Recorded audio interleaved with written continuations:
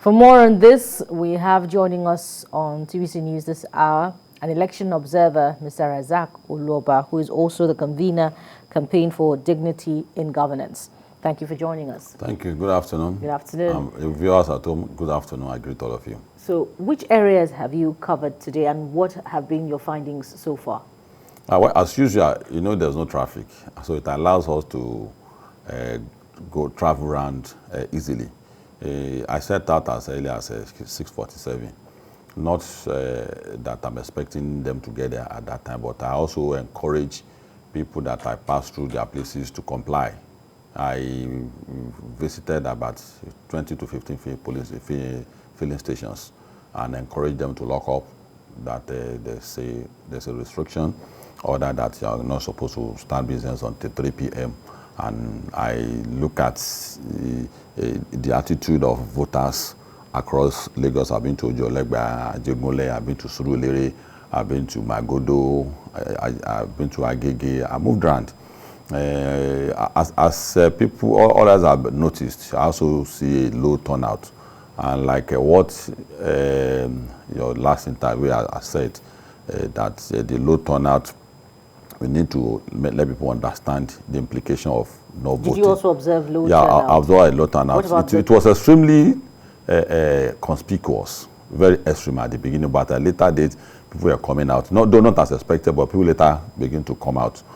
When I got to an area in Manchester, I saw about 50 youth gathered in front of a block. I was happy. And I was shocked to see that it was not in front of a polling booth.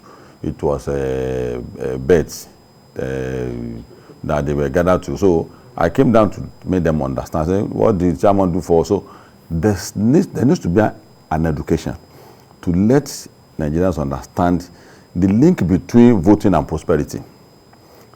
And the political party also has a role to play, that if you continue to feed candidates that will not employ your manifesto, that will not implement your manifesto, that will not bring your manifesto to fore, it's going to be a no turnout all the time.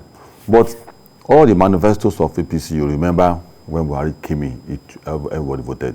So also when someone was also coming in, so are you saying that the candidates, the voters now, at the local level, the local government can discern candidates that cannot implement a manifesto? The local government election has been a pattern. There's a disconnect between the people and the local government elected officials, the councillors. So that disconnect must be addressed. It's not the same with governor.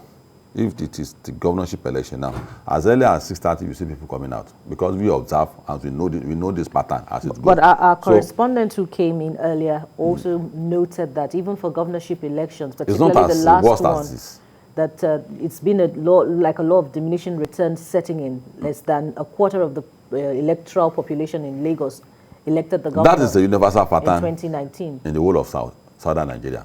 That's a universal pattern. But it's not as tense or as worse as this. It is a phenomenon that the whole of the southern political class must address. The parties who are presiding over the affair of APC in the south, PDP in the south, and all the parties in the south, there's a need to begin a rigorous orientation. There's the need for education for people to understand the reason why they have to vote. If you notice that it is the orientation of INEC that led people to have 82 million voters registration. So if you have 82 million registered voters, why are they not coming out? So that is no longer only the INEC.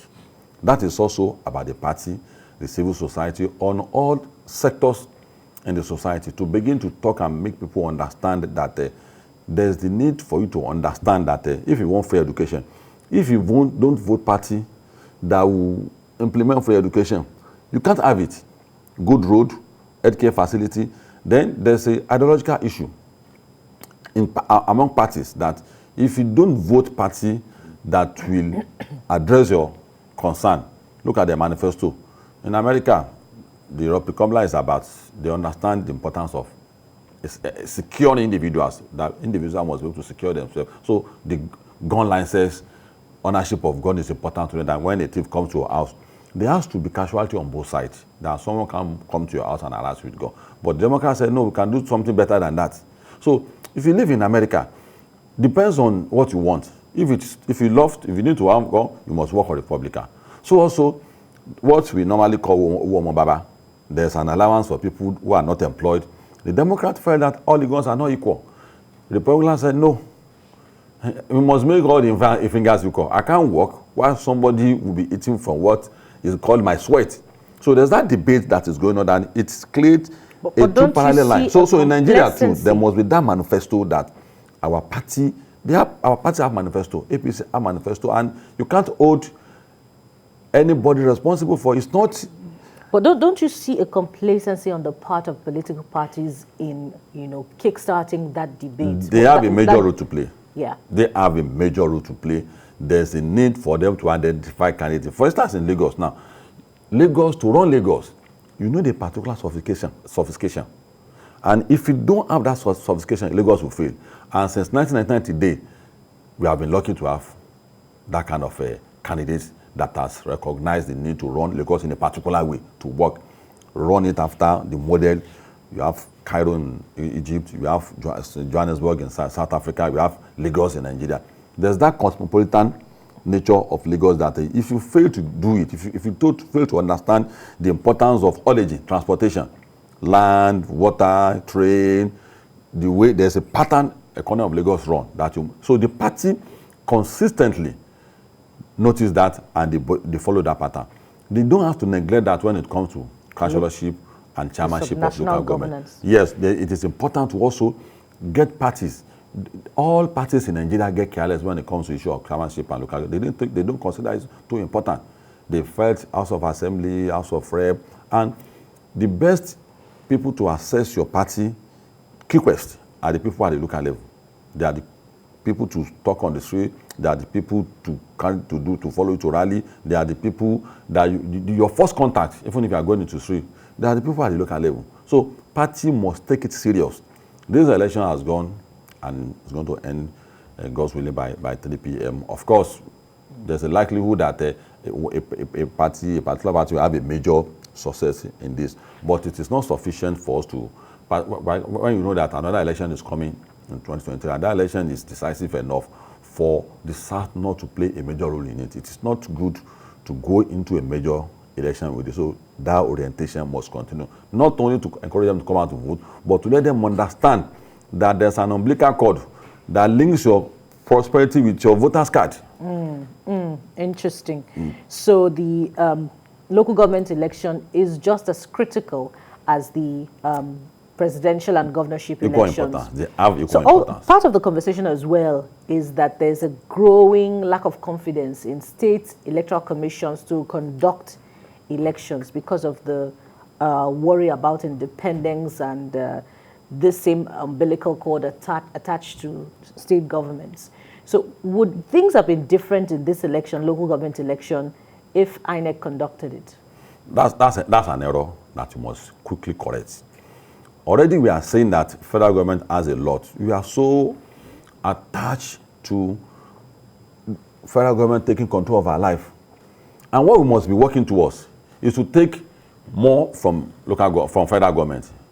Because federal government don't know the peculiarity of each state.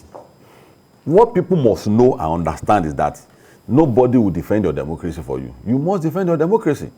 It's a complacent statement to say that federal INEC should conduct our affairs. It's your role as a people to understand that my councillor must be on his toes. My chairman must be on his toes. Ask the appropriate question.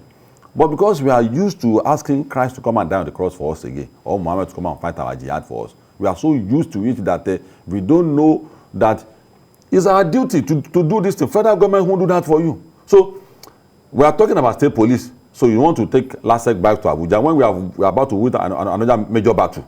So if you win that major battle, what they should be saying is that just like the state police, there must be a law that must empower federal police to look at the activities of a state police, not to go outside the constitution.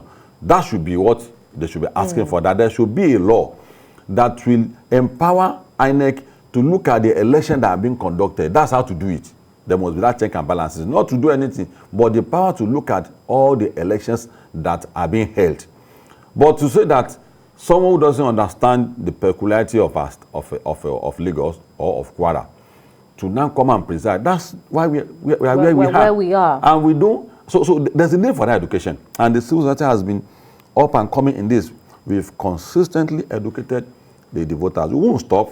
And we just hope and pray that political parties will be more willing to collaborate with the civil society, because there are things that ordinary Nigerians will not listen to government. So that's how we want to play. I want complementary role. Some people will listen to whatever our own organization will say, not what the government will. So it is half for political party and half for the people. We will get it right. And where you should notice that we're going to get it right is on the issue of the voters register. Where do we have the highest number of registered voters? It's in Lagos. So the region that has the highest number of registered voters is in the northwest, followed by the southwest. So if you begin to look at that, you will know that we need a little scratch before we get to that point. To that point, you have thrown up an interesting aspect of the conversation, and it will continue on our social media platforms. Mr. Rasak Olokooba, thank you very much. It's a pleasure being with you. For your time and thoughts on TVC News. Thank you very much.